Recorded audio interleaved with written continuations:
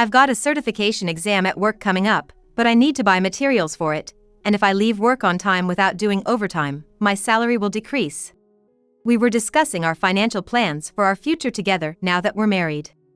Due to his study for the promotion exam, the money he can contribute to our household will be less. I thought it was fine since both of us are working. However, I soon started feeling uneasy about Tom's behavior. Unfamiliar apps on his phone, a sudden increase in overtime. And most notably, when we went out to eat, he wouldn't take a single bite of his food. The peculiar hand movements of the waiter caught my attention too. I felt like I had seen those movements somewhere before. If my hunch is correct, this could be really bad. I left the bar we went to under the pretense of work and distanced myself from Tom. I decided to uncover his suspicious actions. Thinking no one would notice was a big mistake. I am Hannah Young, 38 this year. I work as a tax consultant, enjoying a fulfilling life both professionally and personally. I can proudly say that I'm enjoying both aspects of my life now, but it wasn't always easy. When I graduated from college, it was the midst of a recession, and finding a job was tough. I felt like I was just spinning my wheels, desperate to become an adult. After struggling, I finally landed a job at a small company. To be honest, I wasn't thrilled about working there. But then, a turning point came. During my interactions in the business world, I realized many companies were struggling. They couldn't increase their profits as expected and were unsure about the future. I wanted to help turn these companies around, to boost their profits and make them places where employees could work happily. That's why I decided to pursue a career as a tax accountant, to be involved in improving companies' profits and performance. After years of study, I became a tax accountant at the age of 34. Transitioning from an employee at a small business to a tax accountant was quite a change for me. But it allowed me to find what I truly wanted to do. My career has been very fulfilling, but something was missing in my personal life. What is this lack? I realized what's lacking was a partner, someone to be by my side and to support each other through tough times. On my days off, I usually find myself doing things alone like watching movies or shopping. My friends have gotten married or had kids, so we don't spend as much time together anymore. Of course, I enjoy my time alone, but I often think about how nice it would be to share these moments with someone special. At a friend's suggestion, I signed up for a dating app and started exchanging messages with a few people. There was one man, Tom, who I particularly clicked with. He would later become my husband. Tom works for a nationally recognized electronics company, which perhaps adds to his capable demeanor. Our message exchanges were smooth and effortless, which I found very appealing. When we met in person for the first time, I could easily picture myself being with him. Nice to meet you. Well, it feels like we've known each other for a while because of all the messages we've exchanged. That's true. It almost feels like we've been acquaintances for a long time. The conversation flowed naturally, and I was surprised by how comfortable I felt around him. I never knew how nice it could be to interact so relaxedly without any pretense. And Tom moves with such smart grace. I find that very charming. You might be surprised to hear this so soon after we met, but I'd like to date you with marriage in mind. I've always wanted to be with someone as wonderful as you, Tom, so I'm truly happy to hear that. The transition from dating with marriage in mind to actually getting married didn't take much time. Tom's proposal, with a bouquet of roses at a beautiful seaside restaurant, is something I'll never forget. I will make you happy, Hannah. Please, be with me. Let's get married. I'd love to. Thank you. At 38, I got married to Tom. It might have been a late spring for me compared to others. But marriage isn't about age. It's about who you're with, and most importantly, being happy. I was sure I could be happy with him. But apparently I might have been the only one who thought so. I started to sense a looming shadow over our married life, a feeling I tried to ignore. Tom and I both worked, and we thought it'd be best to have some personal spending money, so we opted for an allowance system. We put money needed for shared expenses into a joint account and kept the rest for ourselves to use freely. When we were discussing how much money to contribute, Tom brought up something that concerned him. About the money we put in the joint account, is it okay if I contribute less than Hannah? Okay? What do you mean by that? Can I ask why, if you don't mind? Tom seemed hesitant at first, but then opened up. There's a certification exam at work coming up. But I need to buy materials for it, and if I go home without doing overtime, my salary will decrease. I see. Preparing for the certification exam while working must be tough. Understood. I'll help out in any way I can. Really? That's so nice of you. Tom was delighted, clapping his hands. Of course, it's an important exam for your career. We need to make sure you can give it your best shot. I remembered how tough it was for me when I was studying for my CPA exam. Having quit my job to focus on studying, I understand how challenging it is to prepare for an exam while working. Don't worry about the money. Just focus on preparing for the exam. Thanks. You're amazing, Hannah. So, when is the exam? It's in 8 months. It's a bit far off, but... Tom seemed happy to have the time to focus on his studies. I reassured myself that this was the right thing to do. However, right after we made that agreement, Tom's work habits changed drastically. What? You have a business trip the day after tomorrow? Suddenly, after deciding how much to contribute to our joint account, his business trips increased. It can't be helped, it's an order from work. But you need to prepare for your upcoming exam, right?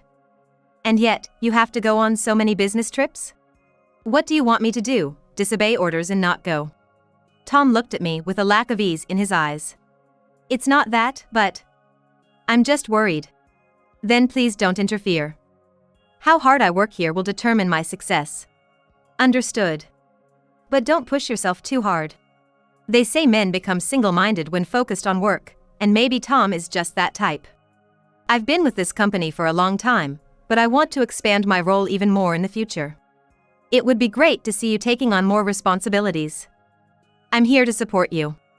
Tom seemed content, but I was oblivious to the underlying issues in his smile. He began bringing work home. And I found myself constantly trying not to disturb him while he was focused. It was a bit suffocating, but I did it for Tom. Then, one quiet evening, the sound of a smartphone notification broke the silence. Huh? That's Tom's phone. The notification sounds chimed repeatedly just as Tom had stepped out to the bathroom. If it was an important work call, I thought I should let him know when he returned. With a casual intent, I picked up Tom's phone and felt a slight unease.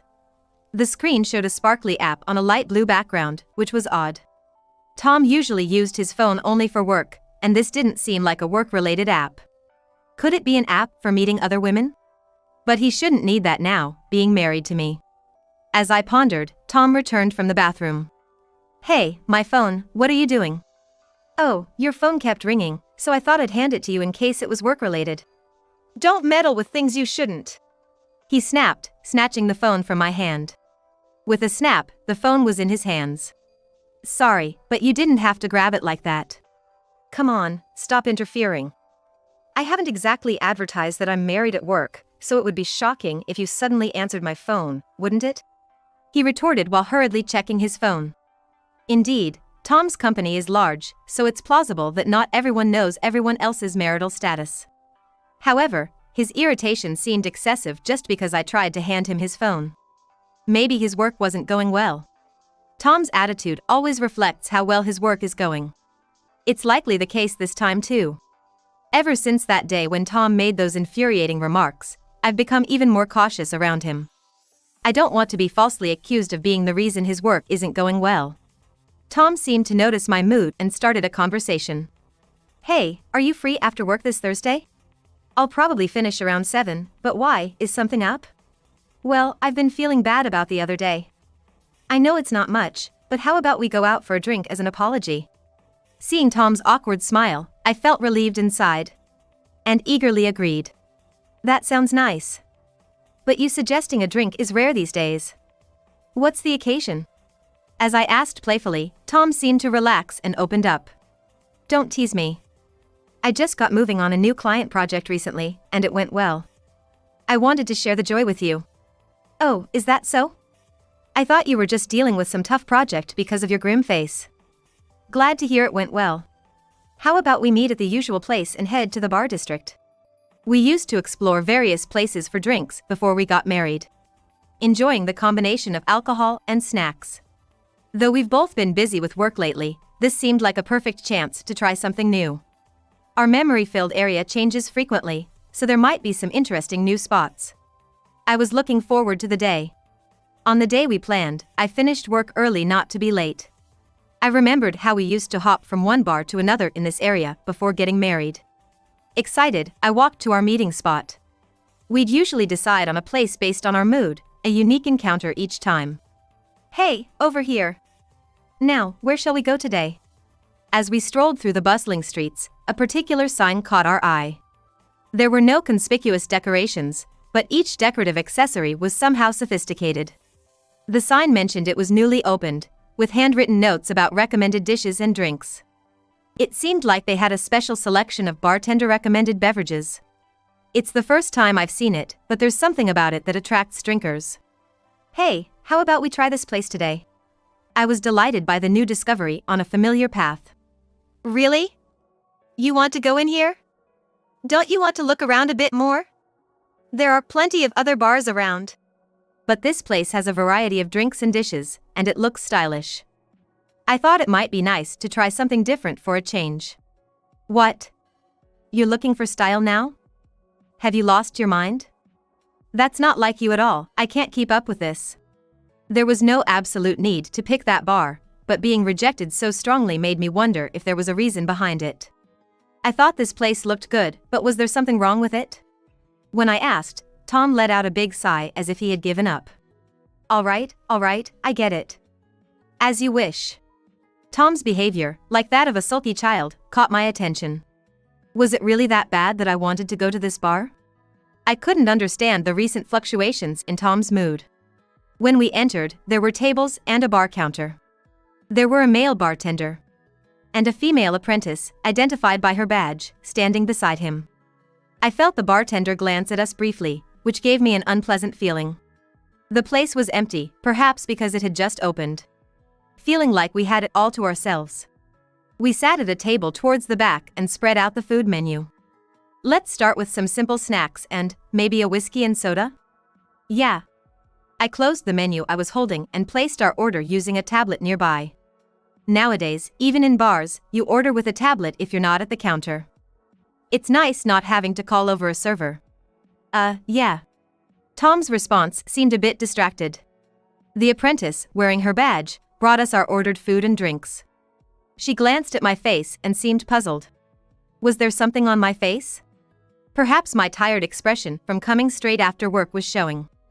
I took the dishes from her, arranging them for easy eating. The dishes all looked delicious. Agilo, pickles, and a hot gratin. I was torn about which to try first. In front of me and Tom were the highballs we ordered. Here's to Tom's work success, cheers! I tried to lift the mood a bit by raising my glass with high spirits. Then, I immediately started on the food in front of me. I missed lunch today because of some unexpected work, so I was really hungry. I couldn't resist the delicious-looking food in front of me. Plus, I needed to put something in my stomach to avoid getting drunk too quickly on an empty stomach. I reached for the gratin closest to me. The hot cream sauce and melting cheese were intertwined, incredibly delicious. It warmed my chilled and tired body. I glanced at Tom, who was sipping his drink slowly. It's not like him to sip a drink. Plus, his gaze seemed a bit evasive. Aren't you eating? I wonder if he doesn't like gratin. While pondering, I served myself some more. If you're not eating, I will. I missed my lunch, after all. As I was laughing and serving myself more gratin, I locked eyes with the apprentice.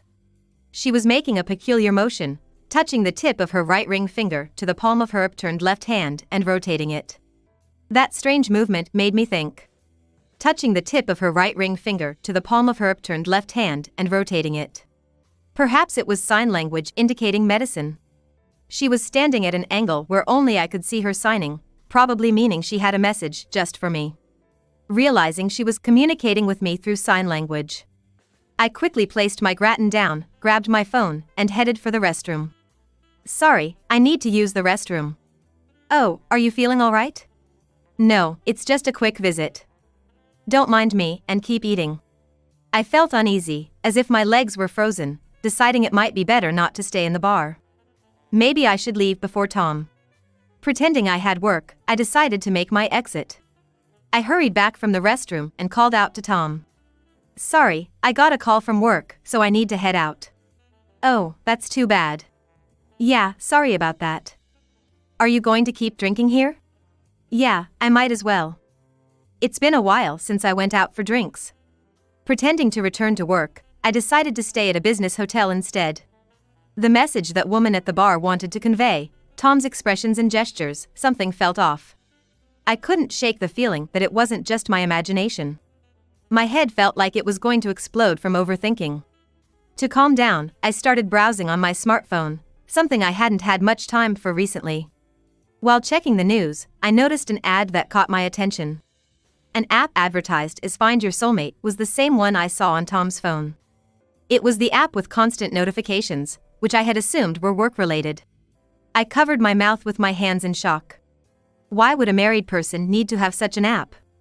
I knew these types of apps were all the rage, being released one after another in city advertisements. People looking for connections likely juggle multiple apps. And Tom, always seeking efficiency, would probably do the same. It seemed unlikely he'd have just one. Feeling uneasy, I decided to thoroughly check Tom's phone. And discovered several apps. Some looked familiar, perhaps the ones I saw briefly on Tom's phone. Had he forgotten to delete apps he used before we got married? It seemed out of character for Tom, a meticulous person, to leave unused apps cluttering his phone. I decided to download the same app. The app one thought Tom was using, the one with the light blue icon. After registering my name and a simple profile, I started using it immediately. If Tom was using this app, I might uncover his true intentions. I told Tom I had to stay at the business hotel due to unfinished work and would go directly to work the next day, then proceeded with my plan.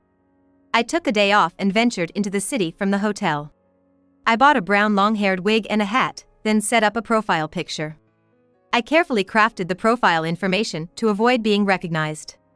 And started searching for matches, narrowing down by area, age, and interests. When I entered Tom's favorite niche game into the search, the number of matches narrowed down quickly, making it easier to find him. I couldn't believe it, but as I scrolled through profiles and icons, I discovered one that seemed to be Tom's, and we matched without a hitch. I made sure to exchange messages with Tom without giving away my identity. In the app, Tom claimed to be single, working for a certain company, and enjoying soccer and barbecues on his days off. Clearly, he had no clue he was talking to me. I confirmed that Tom was using the app to seek out relationships and decided to move on to the next phase of my plan. On Friday night, after returning home, I secretly placed a tracking tag in the car we both use. Just to be sure, I tucked it inside the pocket of a cardigan left in the car. Then, I returned home as if nothing was amiss. Given Tom's heavy use of dating apps, I figured he must be communicating with more than one person. I'm home. Work was brutal, it just wouldn't end. Got any plans for the weekend, Tom? I've got work stuff outside, so no rest for me this weekend. That's tough. There's a sale going on, and I was thinking of shopping, but I guess I'll go alone. All right. Have fun. I watched Tom head to the bathroom with his phone. I already knew he had been researching tourist spots in the neighboring town on our home computer. He looked up cruise times, a popular bakery, a park with a nighttime view, and hotels. This was a red flag. The search history even included main squeeze present and fifth date proposal lines, so the woman he was planning to date must be significant. I decided to make my move the following weekend. Well, I'm off to work. Man, working on a day off sucks. Tell me about it. Good luck. After watching Tom drive off, I set out to catch him in the act of cheating. I booked a room in the hotel he had researched and first observed his movements from there. The tracking tag confirmed he was headed to the neighboring town. I watched the pin move from the cruise dock to a chic cafe. Tonight, the showdown would be at the park with the nighttime view. It was easy to guess that he'd park near the park to enjoy the view. Around sunset, I headed to the park to scout the area. Soon, a familiar car pulled into the parking lot. Tom got out, accompanied by a woman I didn't recognize. He wrapped his arm around her waist and escorted her to a spot with a good view of the night scene. After watching Tom and the woman walk away from the car, I climbed into the back seat. I crouched under the seat, waiting for the two to return. Soon enough, after enjoying the nighttime view, they came back. Wow, that was truly beautiful. Thinking about spending a wonderful night with you makes my heart flutter. Tom sits in the driver's seat while saying this. In the passenger seat is a woman whom he is having an affair with. I stood up from the back seat, wrapping my arms around Tom from behind in a hug. Hey, what's all this about? Tom turned around with a look that screamed trouble. Well, this is, a proposal on the 5th date to the woman you're serious about, in a park with a lovely view? Did you think your affair would go so smoothly? Tom's face went pale. It was eerily visible in the dim car interior, almost more frightening than a ghost. You cheated on me while tricking me. What were you planning to do? And you had drugs at the bar, right? That bartender was in on it, right? What? How could? Why? Tom was still flustered. Want to know why? He clammed up instantly, leaving me at my wit's end. Something was off about the bar we went to together. When I checked the reviews, there were several incidents of women getting terribly drunk. All the comments were from women, which seemed strange. So what? Tom still didn't seem to grasp the gravity of the situation, trying to act tough. The bartender, a bad buddy of yours? What a setup. I spoke to a woman working at the bar again, and she told me about the women you brought with you. The women I brought? Yes, different women each time, all barely able to walk after drinking. It's said that women get drunk quicker than men, but isn't it odd to be so intoxicated you can't walk in a bar? Tom bit his lip, at a loss for words. The woman working there thought it was her imagination at first, but she started to suspect something fishy and secretly told me. Just because the people I drank with got wobbly, you suspect me? I was astounded by Tom's poor excuse-making. I pulled out a pen. It was a pen I had secretly placed in Tom's bag. This pen actually has a recording feature. I turned it on, so it recorded everything you talked about at the bar. As I said this, Tom's face turned pale. A shade I'd never seen on him before. Without hesitation, I pressed the play button. The recording clearly captured his words of thanks for spiking the drink with a drug that makes one easily intoxicated. I can't believe you do such a thing. Tom, seemingly frustrated by being called out, lashed out in anger. You should be grateful I married an old maid like you. Sneaking around like a detective.